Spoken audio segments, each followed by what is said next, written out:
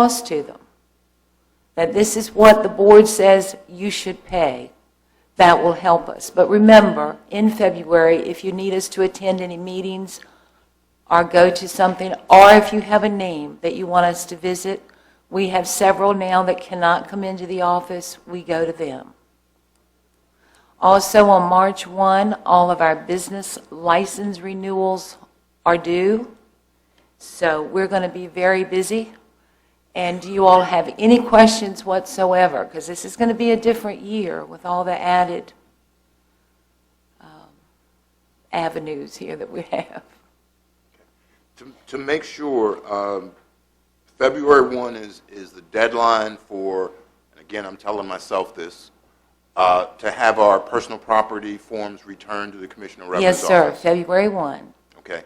So you will then forward all of those to DMV or cross-check them with DMV? Well, no, sir, DMV doesn't help us at all anymore, so you can just check that one off your list. Okay. You actually pay to send all of this, which is keyed in by our employees right here in the county, and we upload it all to NADA. Okay. We have to have the high mileage at that time to plug in, so we get all the values back. Okay. So when will you have all the values back after that February 1 deadline? We hope we're not going to send them at that time. We won't be uploading to NADA until early March, so we can get as much information in as possible.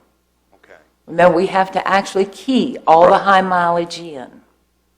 Okay. NADA has promised us about a 3 to 4 day turnaround, and we're hoping DMV will not help localities anymore with the values. That's not an unfunded mandate. That's just unfunded or not doing anything, but that's another story. So if the board would like, because there's been some discussion among board members about personal property tax and personal property tax rates. And as we did last year, we changed the values or the rate, and you set the value. So we're trying to get an idea of what the value is from you first. Yes, sir. Before we set the rate. Absolutely. In early March, as soon as we can, we will run an edit. That will be the best estimate we'll be able to give you at that time, and we'll send those to Mrs. Hatcher as soon as we have them. Okay. So in early March, would it be possible for us to reschedule you back on our meeting in March so we could see what those values are and then start moving on? Sure. I don't know what the first meeting in March will be, but don't tie me down too early. Same as the day in February, the 8th, 12th? The 12th? March 12th? Possibly. Okay. We'll tentatively say March 12th so we can have an idea, because we're going to go through the budget process, and if we're at the March time frame, we're going to start seeing requests, so we need to know how much money we have. And I think the sooner we know it, the better. Yes, sir. You need time to know whether you've got to adjust that rate. Right. Right. All right. You wouldn't consider 97.5 as a good number for high mileage? No, tough luck. I knew I should have drove to California. Mr. Black, questions? Mr. Seeley? Mr. Underwood? Yes, sir, Mr. Chairman. Thank you.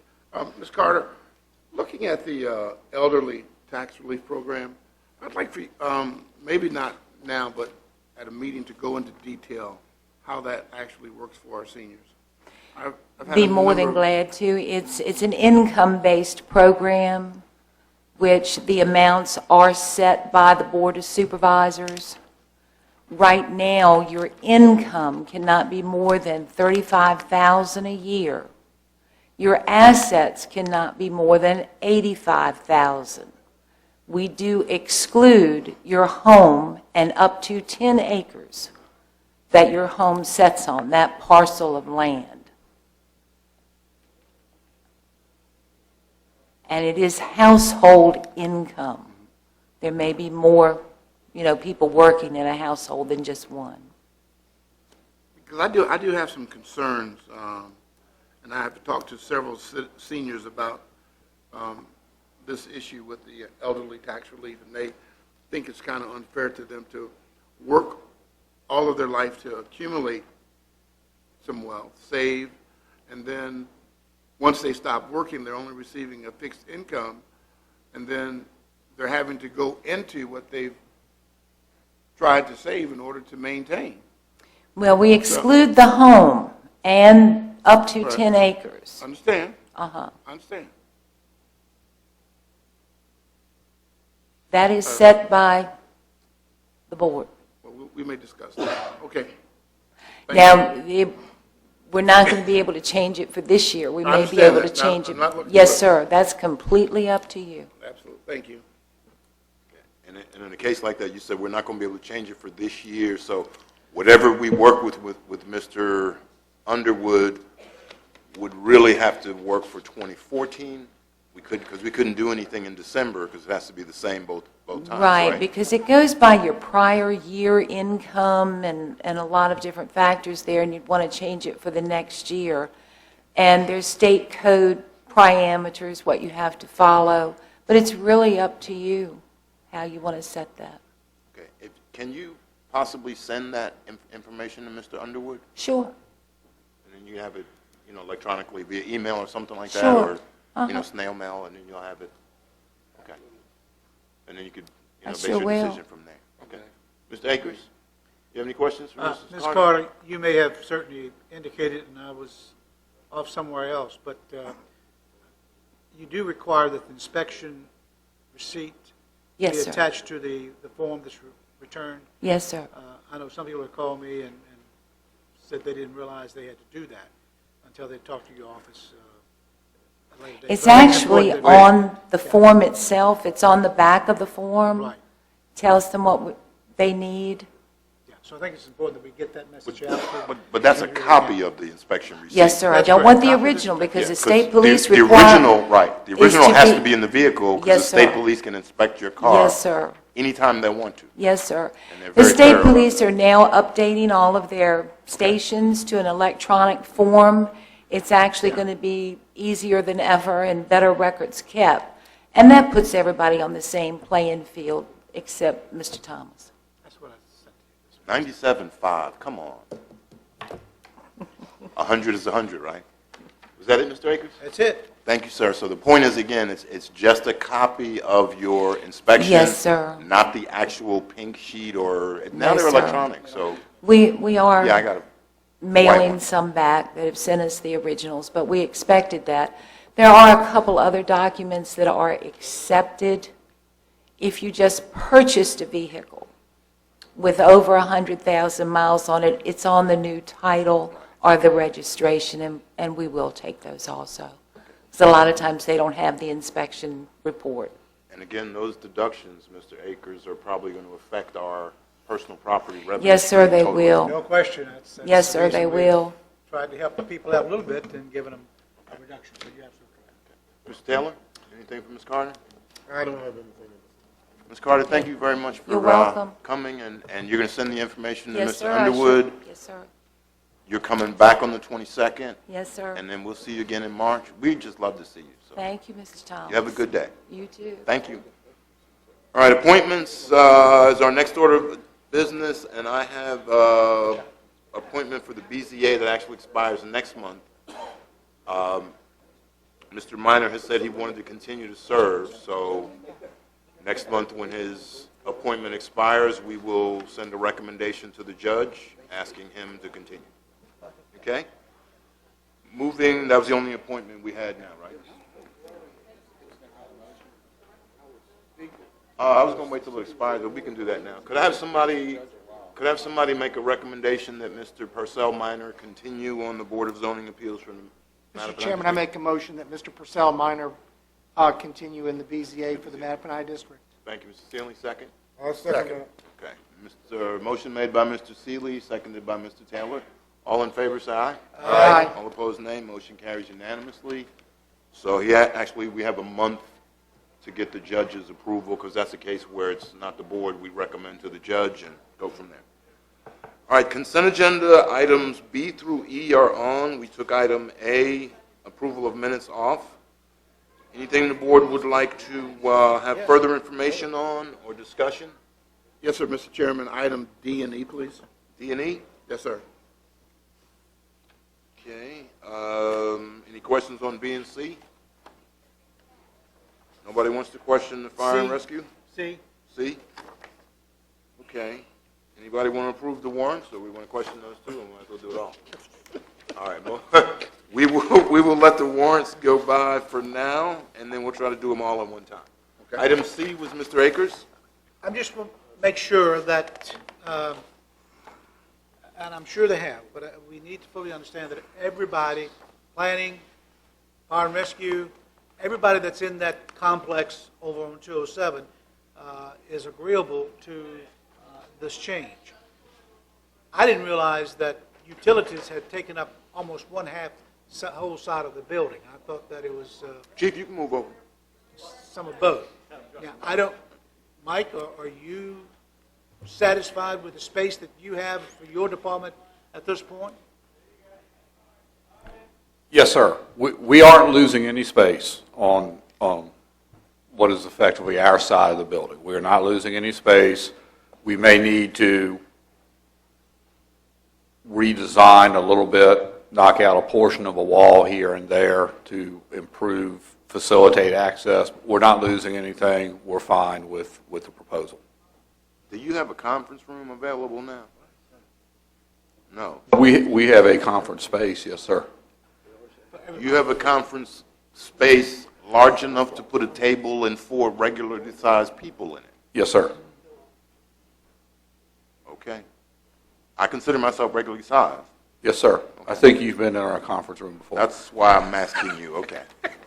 But I mean, that is for everybody. That's for you, as for all this fire and rescue. Yes. We're sharing the same facilities with fire and rescue, like the conference room that we shared with utilities as well.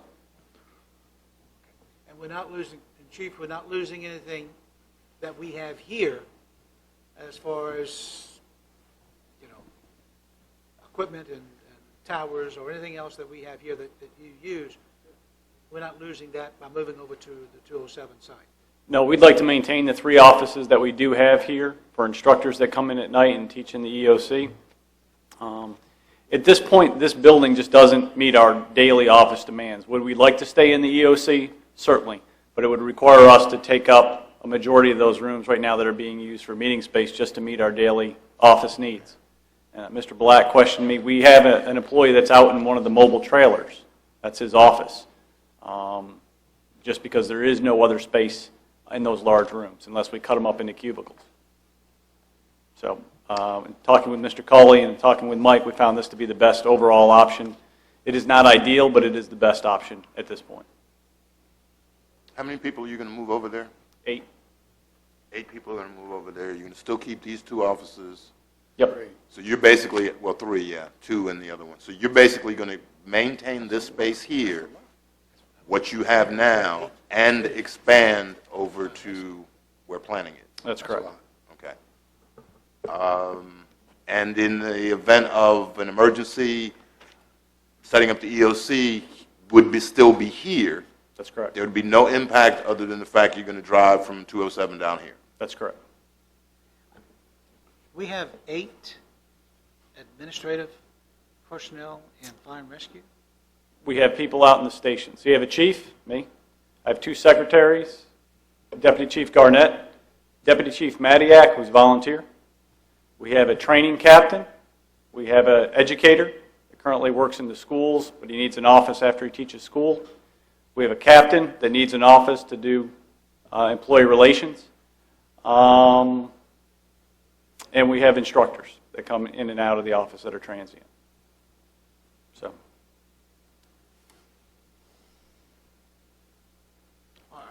Do any of these people serve dual roles as far as calls? Yes. Which ones? The operations captain, the training captain, if need be, goes on calls. Those are the 2. Deputy Chief Madiak, Mark, and myself. Predominantly office staff, but Ricky does serve calls and goes in and out. Also out of this office, Mr. Akers, we have 2 logistics people that handle all of our logistical needs for the county. Everything from EMS supplies to toilet paper to maintenance on the trucks. Okay. You said you had 2 secretaries. Yes, sir. One is EMS billing, and one is administrative assistant. And the EMS billing, we added specifically because we were getting funding back from the Revenue collection. revenue collection, and that revenue collection is paying for that person, right? I can't answer that. That was prior to my time. If that revenue collection is paying specifically for the person, that I can't tell you. I think that was our intention, wasn't it? Well, no, I think that the revenue we receive back, because it's my understanding that the way it works, and correct me if I'm wrong, is the fact that when we file or we send the billing to the people in Virginia Beach or wherever it's at, and if the insurance company fails to accept that, or Medicaid or fails Yeah, insurance. to accept that, then it's sent back. Right. And this person sort of does a second billing or follows up with the people that did not pay. That's correct. She gets the data that's missing so that we can file that. So I think what we've said is the fact that then that monies that's received in addition helps pay for her salary. That's what I'm saying. That's But what I I'm mean, the saying. company doesn't pay for the salary. It's the, Right. The additional revenue we Yeah. get, pays for- and that's the point. And my point is, I wasn't here when that transaction Yeah, occurred, that was- so. Well, we just want to make sure you understand what you walked into, because that was part of the whole I walked thing. into a very small office. Okay, but you're going to get a bigger one, but, all right. Ms. Akers, you satisfied with C? thank you. Any other questions on C? Okay, agenda item D is the fiscal year budget, Title I, Part A, grant funds for schools. Who is that? Mr. Okay. Yes, Mr. Chairman, we can take on both D and E. My concern D and E. is not the fact that we're going to appropriate the funds, but I don't want it to become a permanent budget item like it has in the past. So if it's a grant monies that we're giving, if those grant monies go away, that we're not asked to fund those monies. Yeah, and that has been the unofficial policy of the board. Whenever there are grant fundings or positions that are grant funded available, that the people filling those and those making the request understand that if the grant goes away, we'll have to do some other things to fund those and not look for the county. Just Right, like we did with fire and rescue, But knocking on wood, we got them again. But I understand Right. what you're saying with the schools. But we don't want to go through that diatribe Every about time. not funding. Both of these grants are in their special grant fund. I It's not in the understand. operating fund. I understand what you're saying, but those are costs that they're going to put in that special fund. If that grant goes away or is decreased and they want to continue, that money's got to come from somewhere in the county. So I understand that part of it. Just Okay. want to make sure that it's not asked for us to And I think continue. Mr. Cully's passed that on to the schools, and we didn't talk about that today when we met with them, but we'll make sure we bring that up again. We've been down this road before, and I don't want to go again. Mr. Chairman, Yes, sir. a quick question. Is that, that policy as far as the grant funding is concerned, is there an official policy that we have on that, or is that something the board is just, as far as when a grant runs out? I'm just not talking about schools, I'm talking about all departments. Curious. Yeah, Like, it's, I mean- and what I said was air quotes unofficial, because each time, at least when I recall, each time that a grant, in particular the fire and rescue one, when they came and asked us for the grant, we said we would support it, but we said we didn't have any money to cover this grant if it went away. And if it went away, you had to do something else to fund those positions. So the answer to your question is it an official policy? No, it has been, I guess, a standard operating procedure for the last 5 or 10 years. So if you'd like to, if you want to look at it formally and make it a policy, or if you want to say, well, it's not really a policy, we don't have to adhere to it, either would be true, but if there's another grant that comes to the board, I think the board's still going to have the same position. We'll apply for this grant, we'll be happy to take the money, but if it goes away, and I think the sheriff had one of those too. And I think in some cases, his went away and so did the people. But they managed to get it, get people some other way, some other grants. But that's pretty much what we've said.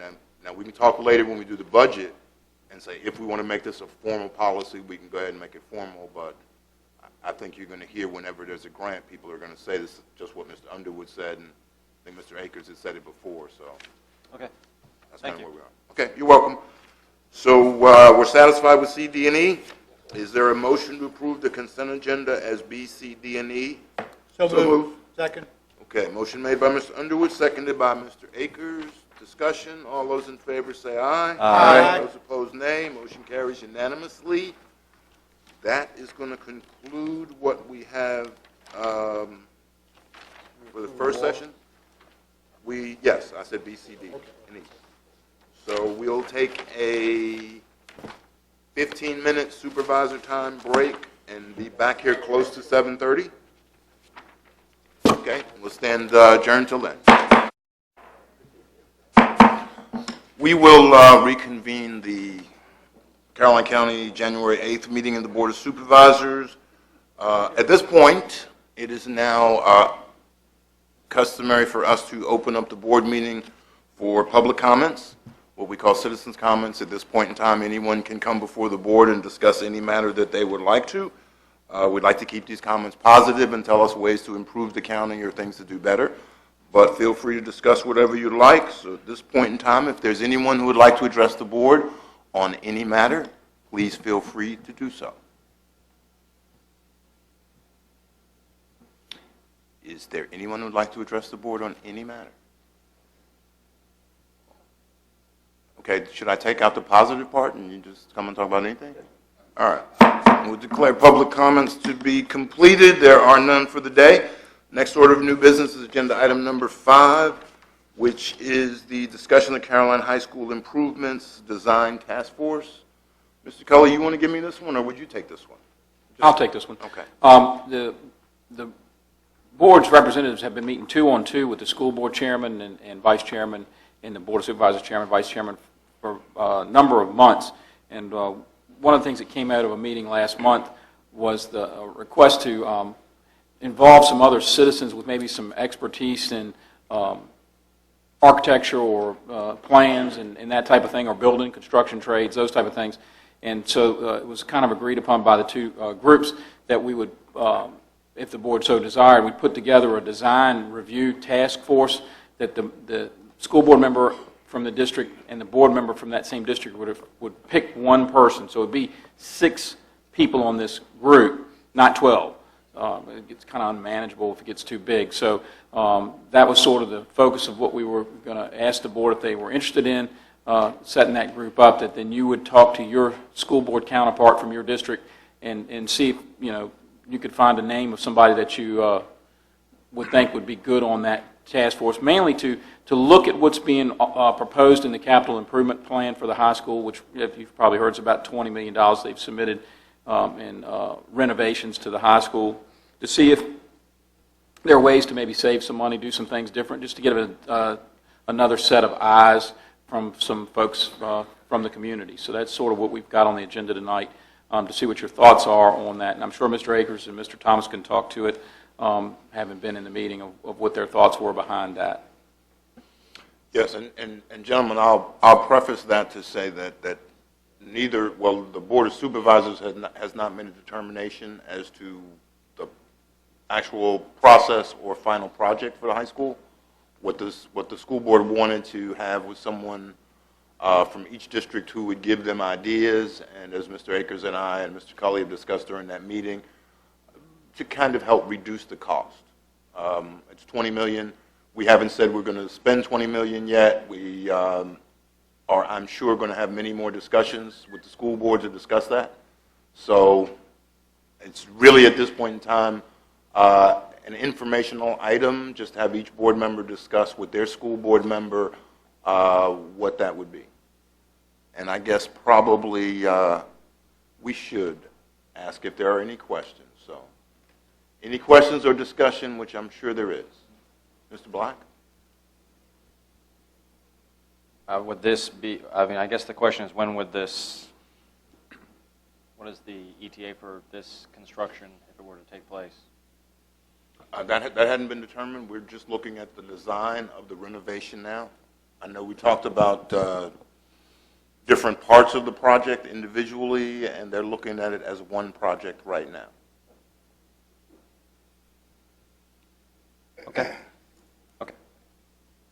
Mr. Sealy? Do we know when they want to start down? I mean, are they ready to start tomorrow, or is there something they've got to work through to get ready to do, or and where are they in the scope of this? They have some design work done. They haven't gone through all the details yet, but they do have some design work done. I think they've got preliminary conceptual plans. Thank you, that's exactly the word. Yeah, they have conceptual plans ready, and that's kind of what they want us to look at. And, all right, I'll broach the subject because we haven't said we have 20 million. We haven't said we're going to borrow 20 million. We haven't said whether there's going to be a referendum for school funding yet. All of that is still out there, and in the next 2 months, we're actually going to make those determinations as we put together a plan to go forward with the schools. This is probably something that would give us a leg up or so if it were decided that the school board would be allowed to move sooner rather than later. So there is no ETA. There's something we're trying to just discuss, and that's something that came out of the 2-on-2 meeting. Okay. Mr. Underwood, feel free to give us any comments you would like. You don't want any comment I have. Sure we do. Positive, right? Yeah, we are trying to be positive. So it would be the 6 members from the school board? Six No. members? No, one member from each voting district. Right. And I'll tell you that I was there with the Mattapanai School Board representative, and she asked me to do it. But it can be you, any citizen you have, or anybody else. And I only got volunteered because I have a degree in architecture, but I've never actually used it. So how many members on this committee? it would be 6. Just 6. Just 6. So from Reedy Church, you would talk to the Reedy Church representative if you wished and said, you know, somebody you know that's involved in construction, building, whatever, or yourself, or Not me. Mr. Wright, I think. Either one of those would be the choice to have. Definitely not him. Okay. No more questions, Mr. Chairman. It's just an informational. Yes, no more questions, Mr. Chairman. Ms. Akers, you were there. Yeah. You good? I don't have any questions. Mr. Taylor? I guess the only thing is this in lieu of maybe building a new high school at some point, just refurbishing this high school as opposed to looking at an entirely new facility? Or is anything etched in stone, and would this group maybe come back and say, maybe we ought to look at a new school altogether as opposed to 20 million in this one? I'm just throwing that out just for informational purposes and for discussion purposes. Okay, my understanding is this is just to look at the proposed renovation of the high school. So they have apparently made a decision that it's a lot more cost-effective to renovate that high school rather than build a new high school. Maybe cost-effective is not the right word, but feasible, I guess. Because I just wouldn't want us to spend $20 million and then in 7 years or 6 years or whatever, come back and say, well, now we need a new high school. And that may not be the case, but I'm just, I'm just trying to be a little proactive here. And I'm not against it at all. I'm just kind of get an idea of what this group is really going to do and what the real idea is here. If we're talking about not building a high school here for 20 years and doing something with this building to make it, then certainly I think that's grand, because you certainly can't build a high school for $20 million by any means. What's the estimate for a new high school? 45 million. Oh, 60 yeah, I to would 70 say million closer to for 70 $1,500? million. 45, 60? 1,800. 1,500 is about 40. Okay. So, I mean, But with Right. the fields and all, Mr. Thomas, if I may, Mr. Chairman. yes. With Mr. the Akers? athletic fields and all that, you're looking at roughly between $60 and $70 million for a new high school, Brand new high school.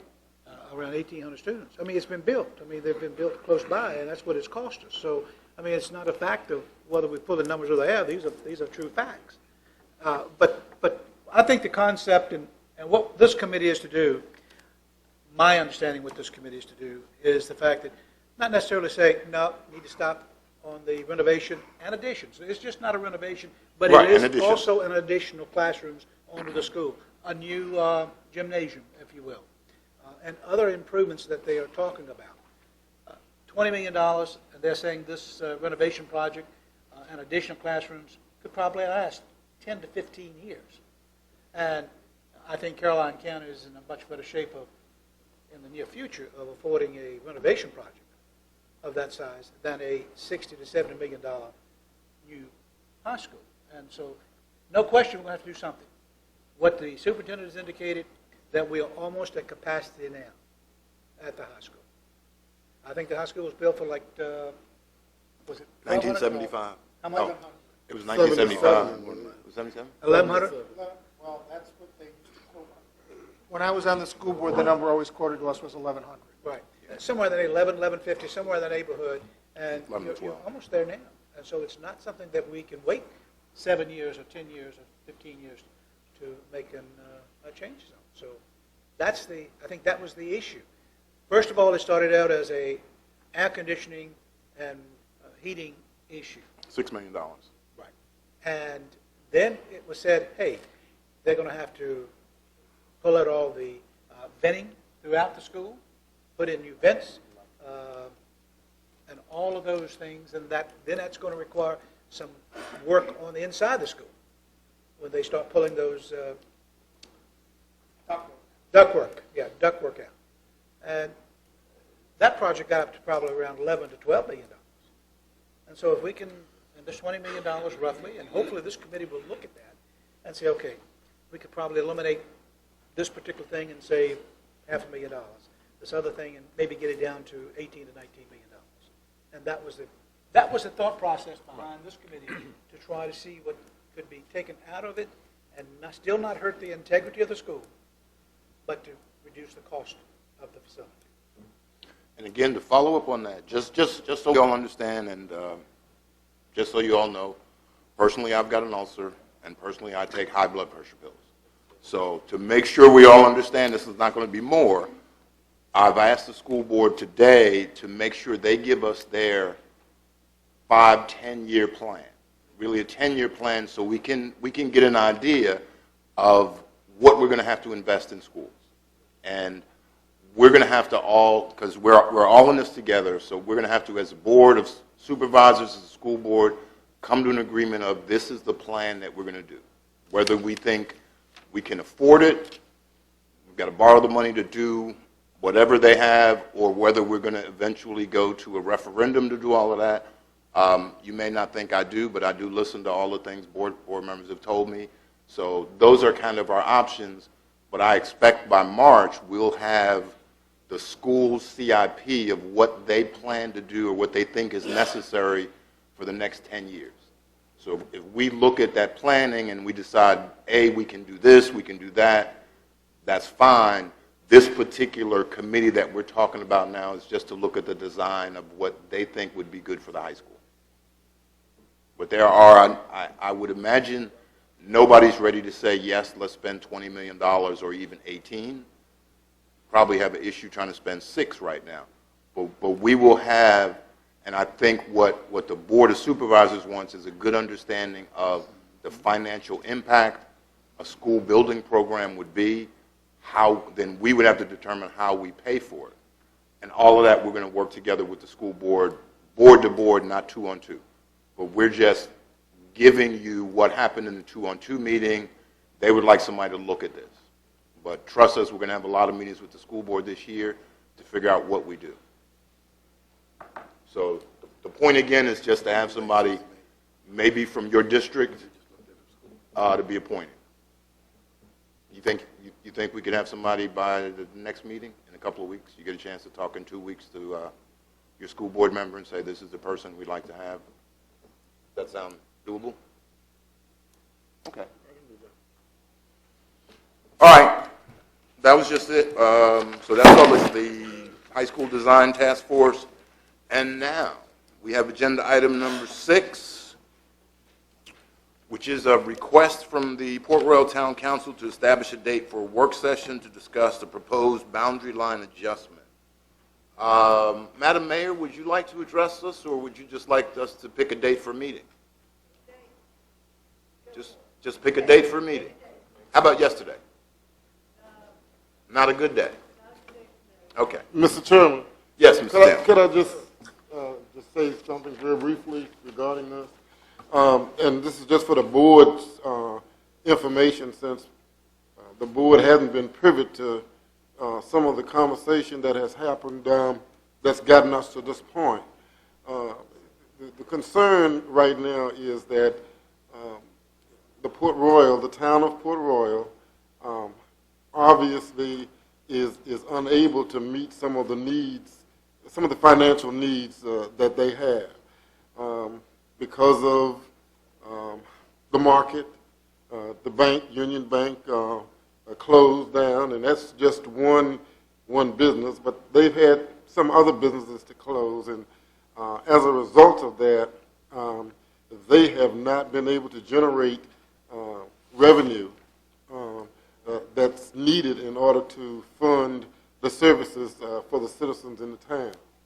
And one of the ways that they have looked at to try to address this is perhaps a boundary adjustment. My understanding is that there have been some talk with some of the business owners in the area who have sort of agreed that with a boundary adjustment, they could come into the town and hopefully be able to generate some more revenue that would provide some of the services that they need. One of the major concerns that they have is the water system. And obviously, they have to have water. And there have been, for many, many years, a concern over the water system. And so there are just some other things as well. But I just kind of wanted to give the board a brief overview of why this agenda item is even on the agenda and what direction we need to go in order to address this. And so hopefully we can come together in the work session, and along with the mayor and some other citizens from the Port Royal area, and kind of talk more specifically about what the issues are, and we can see just what we can do to try to assist them in addressing that concern. And having said that, I'll just leave it at that. But that's what the issue is. That's what we're dealing with right now. Okay, let me get a couple of perspectives. Madam Attorney, we still have the moratorium on annexation is cities and towns? There is a moratorium in place from the legislature. I don't know off the top of my head. Okay. So if there's a town moratorium, the only way the town could expand is if the county gave up land through a boundary adjustment. If there was an annexation process, then I think in that case it would be where the town provides services would be possibly what would be annexed. And I think the town just provides services in Port Royal. So their water system, unlike Bowling Green, what happened before, they provided water outside of the town. And that made boundary adjustment and annexation a little different. So these are all things we'd be discussing when we talk to Port Royal. So I guess if we can do that February 26th, because I was hoping that's when we would have Mr. Schiebel talk to us about water. Yeah, Mr. Supervisor, I'm Jim Heimbach, the Vice Mayor of Port Royal. The moratorium is on municipal annexations. It doesn't apply to either the boundary change by agreement that we're talking about, right, or actually an annexation, but that's actually not on the table right now in any event. Okay, thank you. Thank you. And I appreciate your comments. I'm gonna ask Ms. Cosby to make sure and just double check for us on our side. Okay, February 26th, does that look like that could work? That was the date we just added today? Okay. February 26th?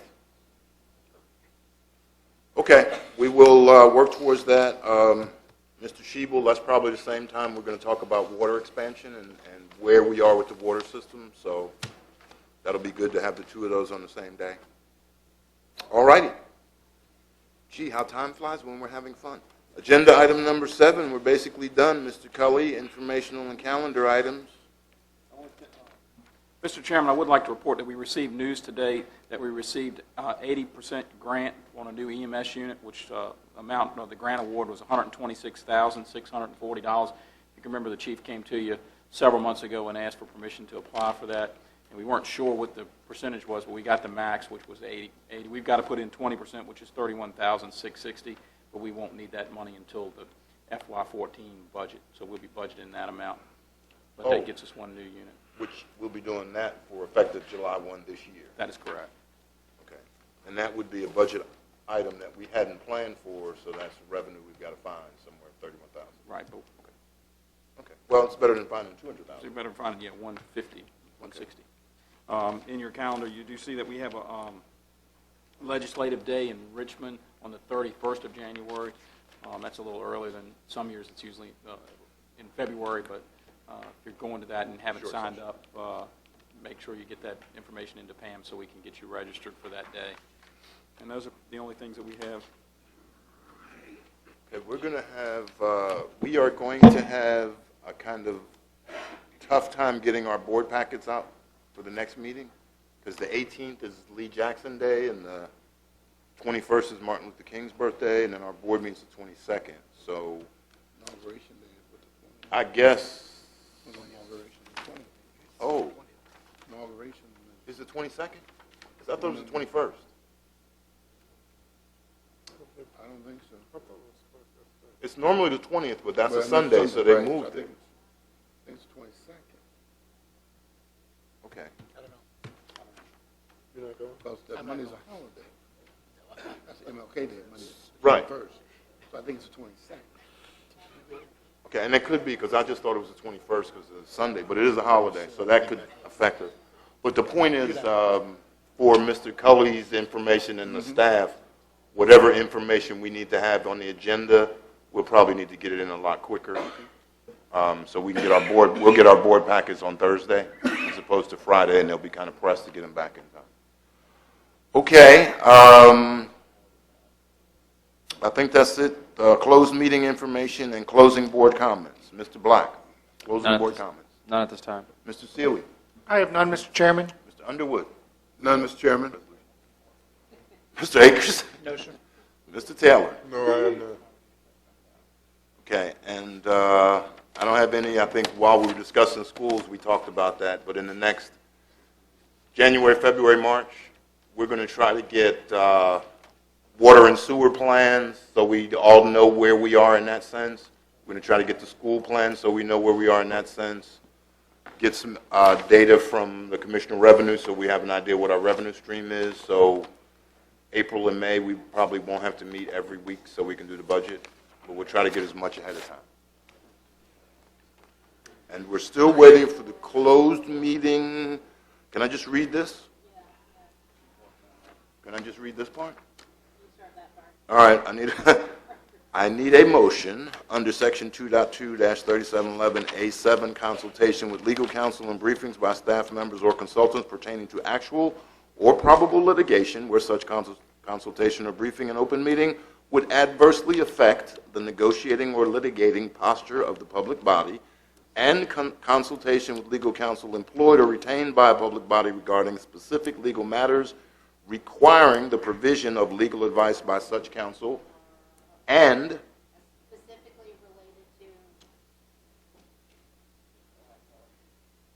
specifically related to Black Marsh litigation, procedures for collecting outstanding utilities, legal liability for.